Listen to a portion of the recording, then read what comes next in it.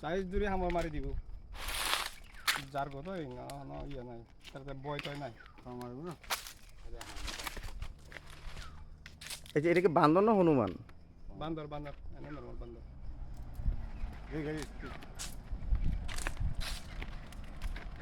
আমরা প্রচুর কষ্টে বিজিবির গাড়ি, গাড়িটা বিজিবি ছিল, এই বান্দরটা এখানে দেখা যাচ্ছে। আর সুমন দাদা ওর সাথে প্রচুর এই দেখেন পাহাড়ি অঞ্চলের বান্দরগুলা কাঁঠাল খাচ্ছে, কাঁঠাল কাঁঠাল।